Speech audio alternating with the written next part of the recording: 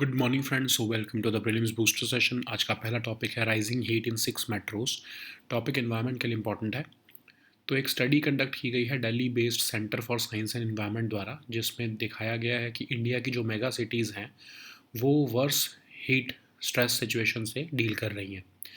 ये हो क्यों रहा है? क्योंकि रिलेटिव ह्यूमिडिटी जो है वो पिछले 2 डेकेड से राइज हो रही है, और इवन जो नाइट्स हैं वो भी वार्मर रह रही हैं due to urban heat island effect. तो पहले तो हम समझते हैं हीट स्ट्रेस होता क्या है।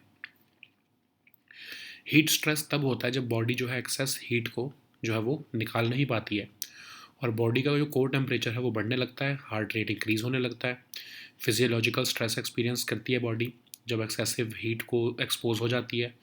इसके कॉजेज़ क्या होते हैं? High ambient temperatures, humidity levels बहुत हाई होते हैं जब, फिजिकली एक्सर्ट हो जाती है जब बॉडी हॉट कंडीशंस में, हाइड्रेशन अगर कम हो, वेंटिलेशन सही ना हो, उसकी वजह से जो है हीट स्ट्रेस हो सकता है। सिम्टम्स क्या होते हैं? पर्सन जो है वो कंसंट्रेशन लूज़ करने लगता है, डिफ़िकल्ट हो जाता है उसके लिए किसी भी टास्क पर फोकस करना। अगर बहुत सिचुएशन बढ़ जाए तो फेंटिंग या फिर इवन डेथ भी हो सकती है। ठीक है। अब अर्बन हीट आइलैंड इफेक्ट क्या होता है? इसका मतलब होता है कि जब urban areas significantly higher temperatures जो है वो एक्सपीरियंस करते हैं दैन देयर रूरल सराउंडिंग्स, उसको हम अर्बन हीट आइलैंड इफेक्ट कहते हैं। प्राइमरीली ये ह्यूमन एक्टिविटीज़ की वजह से होता है, और जो है अर्बन एरियाज़ में क्योंकि बहुत ज़्यादा एसफाल्ट, कंक्रीट या बिल्डिंग्स होती हैं, उसकी वजह से जो है ये ज़्यादा हीट एब्जॉर्ब कर लेते हैं, रिटेन कर लेते हैं heat, unlike rural areas. Heat जो जनरेट होती है ह्यूमन एक्टिविटीज़ में के द्वारा, जैसे industrial processes, vehicles, air conditioning units या अदर मशीनरी, वो भी हीट जनरेट करते हैं। लेस ग्रीन स्पेस होना, फ्यूअर ट्रीज होना, उसकी वजह से भी जो है ये हीट जो है वेजिटेशन कम होने की वजह से भी जो है हीट ज़्यादा जो है वो होती है, क्योंकि कूलिंग नहीं हो पाती है। टॉल बिल्डिंग्स, नैरो स्ट्रीट्स, वो ट्रैप कर लेती हैं हीट को, एयर फ्लो रिड्यूस करती हैं, कूलिंग लिमिटेड हो जाती है। ठीक है। अब वेस्ट हीट क्या होती है? वेस्ट हीट का मतलब हुआ कि एनर्जी कंजम्पशन जो है वो भी एडिशनल हीट रिलीज़ करती है जो है इन्वायरमेंट में, उसकी वजह से भी जो है टेम्परेचर्स गर्म रहते हैं। ठीक है। अब मिटिगेशन स्ट्रेटजीज अगर हम देखें तो इंक्रीज्ड वेजिटेशन, मतलब ट्रीज ज़्यादा प्लांट करना, ग्रीन स्पेसेस बढ़ाना, ये सब जो है इम्पॉर्टेंट रहेगा। फिर ऐसा मटेरियल यूज़ करो जो कि सनलाइट को रिफ्लेक्ट करे, एब्जॉर्ब करे लेस हीट को। ग्रीन रूफ्स, मतलब vegetation on roof tops install करना, इंसुलेशन ताकि प्रोवाइड की जा सके। अर्बन प्लानिंग इस तरह से करना ताकि जो है वो ज़्यादा पार्क्स, ग्रीन बेल्ट्स और ओपन स्पेसेस जो है वो इम्प्रूव कर सके, एयर फ्लो और टेम्परेचर को रिड्यूस कर सके। ठीक है। अब की हाइलाइट्स अगर हम देखें स्टडी की, तो इसमें ये कहा गया है कि रिलेटिव ह्यूमिडिटी जो है वो इंक्रीज़ हो रही है, और हर मेट्रो, जो जितनी भी मेट्रो सिटीज़ हैं वहाँ पर ये 5 से 10% इंक्रीज़ देखने को मिला है average relative humidity during summers में। कॉम्बिनेशन ऑफ हाई हीट और ह्यूमिडिटी की वजह से जो है ह्यूमन बॉडी का जो मेन कूलिंग मैकेनिज्म होता है, स्वेटिंग, वो हैम्पर हो जाता है, और इसलिए बॉडी कूल नहीं हो पाती है। ये सिटीज़ जो है वार्मर नाइट्स भी एक्सपीरियंस कर रही हैं, क्योंकि उसकी वजह से क्या हो रहा है कि लैंड सरफेस टेम्परेचर जो है वो फॉल नहीं हो रहा है जब as at the same rate during night, उसकी वजह से रातें भी गर्म रह रही हैं। तो लोगों को कम चांस मिलता है कि वो हीट, जो डे टाइम हीट है, उससे रिकवर नहीं हो पाते हैं रात को। ठीक है। इवन मानसून पीरियड भी बहुत ही गर्म हो चुका है दिल्ली, मुंबई और कोलकाता में। ठीक है। अब इसकी इंपॉर्टेंस क्या है स्टडी की? असेसमेंट जो है ऑफ हीट ट्रेंड्स वो नेसेसरी है। इम्प्लीमेंट जो हम इमरजेंसी मेजर्स हैं उसको इम्प्लीमेंट करने में हमें हेल्प मिलेगी। लॉन्ग टर्म स्ट्रेटजीज जो है हीट को मिटिगेट करने के लिए वो बनाने की ज़रूरत है, ताकि ग्रीन एरियाज़ और वाटर बॉडीज़ इंक्रीज़ की जा सके। ठीक है। नेक्स्ट हम टॉपिक देखते हैं business responsibility and sustainability reporting initiative. ये टॉपिक आपके एनवायरनमेंट और इकोनॉमी दोनों के लिए इंपॉर्टेंट है। तो एक दिल्ली बेस्ड थिंक टैंक है centre for science and environment, उन्होंने बिजनेस रिस्पॉन्सिबिलिटी और सस्टेनेबिलिटी रिपोर्टिंग इनिशिएटिव जो है सेबी का, उसको वेलकम किया है। तो ये इनिशिएटिव है क्या? ये एक मैंडेटरी डिस्क्लोजर मैकेनिज्म है टॉप 1000 लिस्टेड कंपनीज़ का, कि वो अपनी ESG जो परफॉर्मेंसेस या एस्पेक्ट्स हैं उसको जो है वो रिपोर्ट करें। 2021 से जो है सेबी ने इसको मैंडेटरी कर दिया है, और ये इनिशिएटिव जो है पॉलिसी मेकर्स और इन्वेस्टर्स को रोबस्ट डेटा देता है कि वो अपने इन्फॉर्म्ड डिसीजंस दे सकें। 9 कोर कैटेगरीज में रिपोर्टिंग की जाती है: environment protection, human rights, integrity, employ wellbeing, inclusive growth, sustainable goods and services, responsible consumer engagement, stakeholder responsiveness, responsible public policy engagement, इन सब एस्पेक्ट्स पर रिपोर्टिंग की जाती है। नेक्स्ट हम टॉपिक देखते हैं एस्ट्रोनॉमिकल ट्रांजेंट्स। ये टॉपिक आपके साइंस एंड टेक के लिए इंपॉर्टेंट है। तो रिसेंटली एक इंडियन अमेरिकन एस्ट्रोनॉमर हैं श्रीनिवास कुलकर्णी, उन्हें शॉ प्राइज़ फॉर एस्ट्रोनॉमी मिला है 2024 का, because of his work on physics of astronomical transients. तो एस्ट्रोनॉमिकल ट्रांजेंट्स क्या होते हैं? कोई भी एक ट्रांजिट कोई भी ऐसा सेलेस्टियल ऑब्जेक्ट है जिसकी ब्राइटनेस चेंज होती है in short spans of time. ठीक है, many kinds of astronomical transients होते हैं, ऑल ऑफ देम जो कि वायलेंट मेजर्स से जो है वो अकोमोडेटेड होते हैं। ठीक है, तो एग्जांपल्स अगर हम देखें ट्रांजेंट्स के, तो पहला तो होता है सुपरनोवा, जिसमें कि outer layer of large stars जो है वो ब्लो अप हो जाती हैं और जो कोर्स हैं वो इम्प्लोड हो जाते हैं, क्योंकि जो स्टार्स हैं वो एनर्जी या फिर एलिमेंट्स जो हैं वो उससे रन आउट हो चुके होते हैं, तो उसकी वजह से जो है वायलेंट एक्सप्लोजन होती है। एक्टिव गैलेक्टिक न्यूक्लियस, इसमें क्या होता है कि जो मासिव हमारी गैलेक्सीज़ हैं उसमें सुपर मैसिव ब्लैक होल्स हैं। ये ब्लैक होल्स जो हैं वो मैटर को जैसे जैसे कंज्यूम करते रहते हैं, तो ऑफ कोर्स वायलेंट जो है एक्सप्लोजन्स होते हैं। ऐसे ही फास्ट रेडियो बर्स्ट है जो कि 10 टाइम्स मोर एनर्जी एमिट करता है as sun in few milliseconds. ठीक है, नेक्स्ट हम टॉपिक देखते हैं जिग। ये टॉपिक आपके इकोनॉमी के लिए इंपॉर्टेंट है। तो रिजर्व बैंक ऑफ जिम्बाब्वे ने एक new gold backed currency issue की है जिसका नाम है जिग, जिम्बाब्वे गोल्ड। ये एक न्यू गोल्ड बैक्ड करेंसी है जो कि जिम्बाब्वे ने लॉन्च की है, और जिम्बाब्वे जो है वो हाई इन्फ्लेशन से ग्रैपल कर रहा है कुछ सालों से, जिसमें कि 500% से भी ज़्यादा जो है वो रेट सरपास हो चुके हैं। तो जिम्बाब्वे का जो डॉलर है 2009 में कोलैप्स हुआ, हाइपर इन्फ्लेशन जो है वो 5 बिलियन परसेंट तक पहुंच गई। तो उसी की वजह से जो है अलग अलग एक्सपेरिमेंट्स जो है वो किए जा रहे हैं जिम्बाब्वे में करेंसी को लेकर। ये लेटेस्ट एक्सपेरिमेंट जिम्बाब्वे गोल्ड की तरफ है। नेक्स्ट हम टॉपिक देखते हैं यूकेलिप्टस। टॉपिक इन्वायरमेंट के लिए इंपॉर्टेंट है। केरला गवर्नमेंट ने एक ऑर्डर इशू किया है और केरला फॉरेस्ट डेवलपमेंट कॉरपोरेशन को यूकेलिप्टस ट्री प्लांट करने के लिए जो है कहा है, ताकि फाइनेंशियल सस्टेनेंस हो सके 2024-2025 के पीरियड में। यूकेलिप्टस एक large genus of 660 species of shrubs and tall trees हैं। One of the tallest trees होते हैं ये वर्ल्ड में। नेटिव हैं ये ऑस्ट्रेलिया, तास्मानिया और नियर बाय आइलैंड्स के। इनको हम गम ट्रीज़ या स्ट्रिंगी बार्क ट्रीज़ भी कहते हैं ऑस्ट्रेलिया में। और ये हार्ड टू डाइजेस्ट होते हैं अगर इसको आप डायरेक्टली जो है एज अ होल आप कंज्यूम कर लो तो। यूकेलिप्टी जो है वो स्मॉल वुडी कैप्सूल्स होते हैं, इन कैप्सूल्स के अंदर सीड्स होते हैं। जो ये यूकेलिप्टस है इसमें एक ऑयल होता है जिसकी स्ट्रॉन्ग स्मेल होती है। कई तरह के डिसीज़ को ट्रीट करने में यूज़ किया जाता है, जैसे कि कंजेशन या फिर अगर ब्रीदिंग की प्रॉब्लम हो रही है कोल्ड में, तो ऑफ कोर्स उसमें यूज़ किया जाता है। इवन पेन रिलीवर भी यूज़ किया जाता है ये मसल्स पर। जॉइंट्स और जो है जॉइंट्स में अगर जो है पेन होती है उसकी जो है टॉपिकल रेमेडी भी है ये। यूकेलिप्टस जो है वो deep fertile well drained loamy soil जहाँ पर एडिक्वेट मॉइस्चर हो वहाँ पर उगाया जाता है। ठीक है, नेक्स्ट हम टॉपिक देखते हैं विरूपक्ष टेम्पल। ये टॉपिक आर्ट एंड कल्चर के लिए इंपॉर्टेंट है। एक portion of Virupaksha temple Karnataka में कोलैप्स हुआ बिकॉज ऑफ टोरेंशियल रेन्स। तो हिंदू टेम्पल है ये, लॉर्ड विरूपक्ष जो कि फॉर्म ऑफ लॉर्ड शिवा है उनको डेडिकेटेड है। हम्पी में लोकेटेड है, विजयनगर डिस्ट्रिक्ट ऑफ कर्नाटका में। यूनेस्को वर्ल्ड हेरिटेज साइट का ही पार्ट है, हम group of monuments at Hampi. और southern bank of Tungabhadra river पर ये सिचुएटेड है। 7th सेंचुरी एडी से ये अनइंटरप्टेडली फंक्शन कर रहा है। विजयनगर किंग्स के टाइम पर ये बनाया गया था। इवन चालुक्यन और होयसाला एराज में भी कुछ एडिशन किए गए इसमें। साउथ इंडियन आर्किटेक्चरल स्टाइल में इसको बिल्ड किया गया है।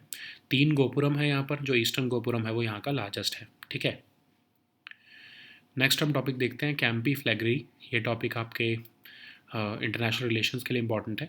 तो स्ट्रॉन्गेस्ट अर्थक्विक जो इटली के कैंपी फ्लैगरी में सुपर वॉल्केनो में रीजन में हिट किया है वो कुछ डेकेड्स का सबसे स्ट्रॉन्गेस्ट रहा है।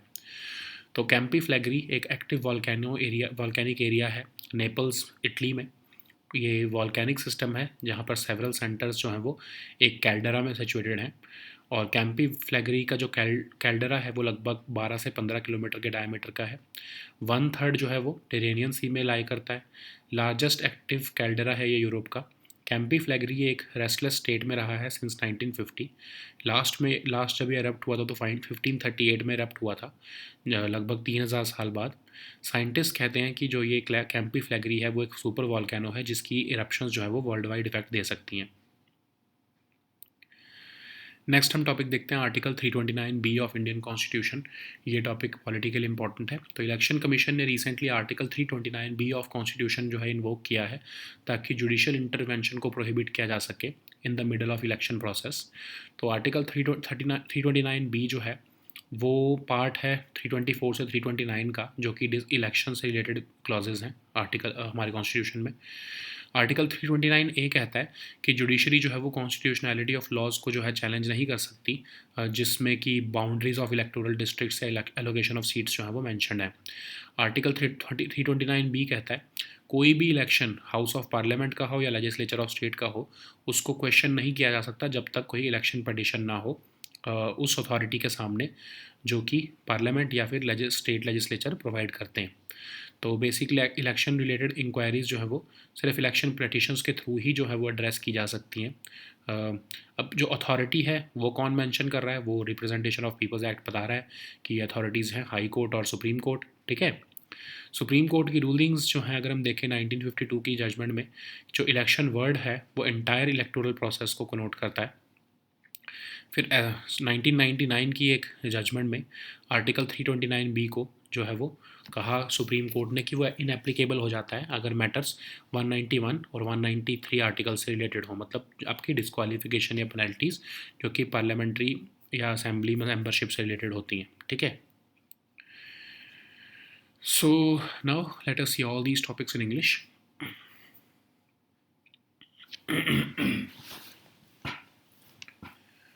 So the first topic is rising heat in 6 metros. This topic is important for your environment section.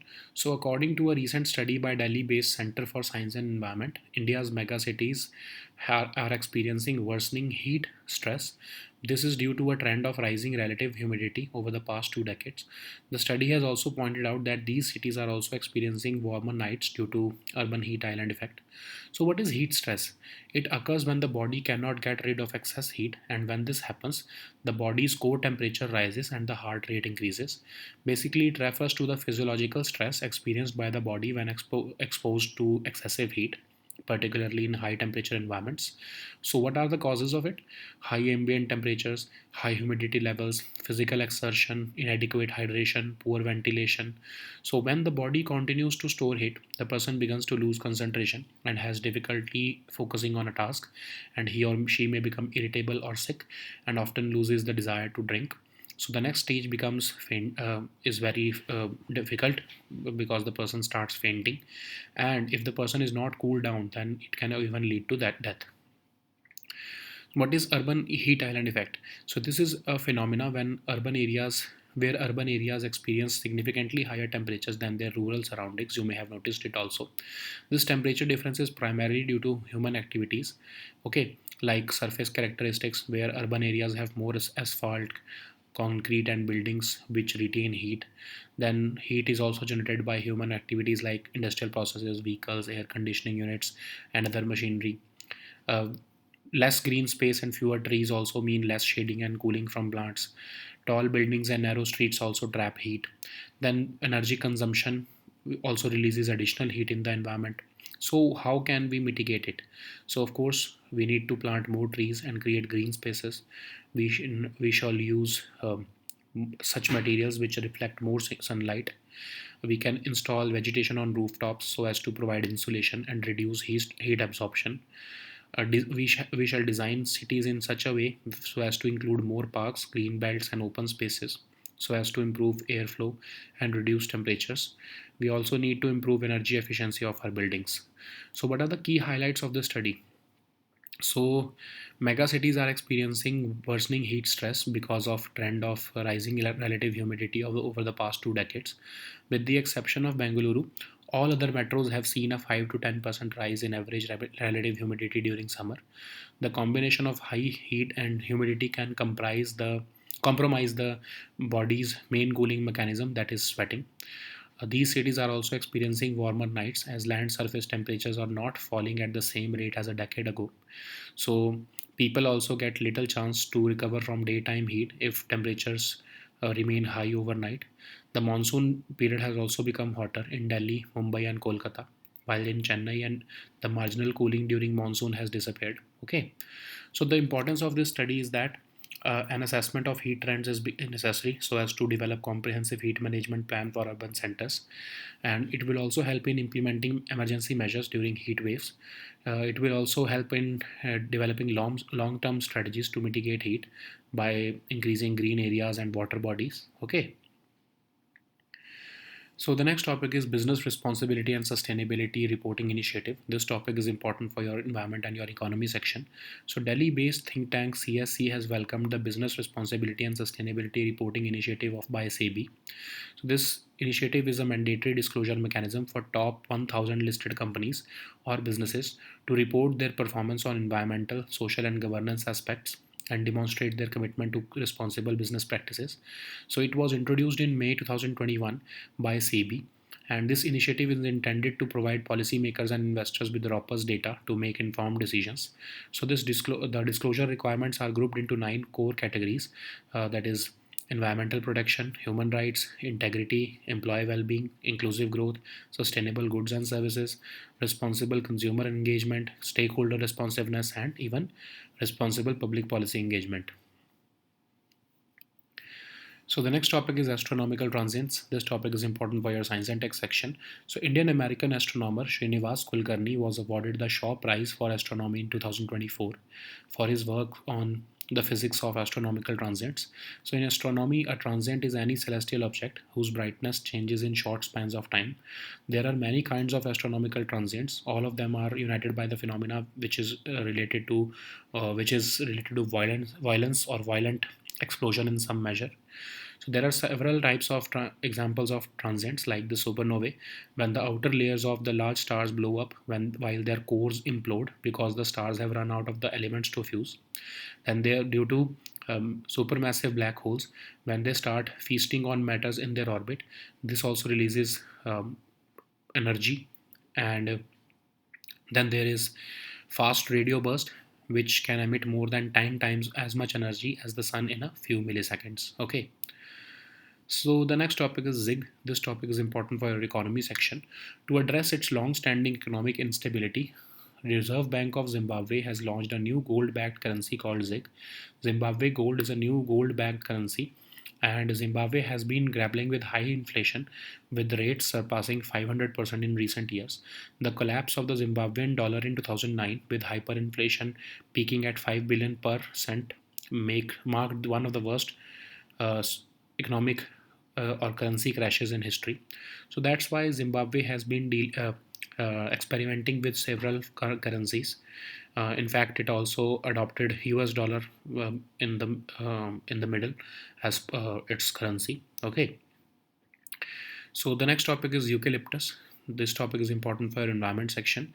So Kerala government has recently issued an order allowing the Kerala Forest Department or Kerala Forest Development Corporation to plant eucalyptus trees for its financial sustenance in 2024 and 2025. So eucalyptus is a large genus of more than 660 species of shrubs and tall trees, and some of the tallest trees in the world are eucalypti, and it is native to Australia, Tasmania, and nearby islands. In Australia, eucalypti are commonly known as gum trees or stringy bark trees. So it has a gum infused bark, long stems, and circular leaves which are hard to digest if eaten whole. Eucalypti also have small woody capsules. Inside the capsules are seeds. So some leaves contain an oil that has a strong smell.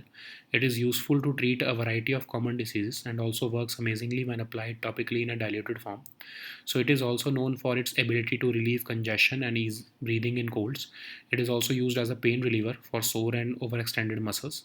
It is also an excellent topical remedy for aching joints and rheumatism. Okay, so it grows well in deep, fertile, well-drained, loamy soil with adequate moisture. So the next topic is Virupaksha temple. This topic is important for your art and culture section. So a portion of Virupaksha temple in Karnataka collapsed due to torrential rains recently. So Virupaksha temple is a Hindu temple dedicated to Lord Virupaksha, that is a form of Lord Shiva.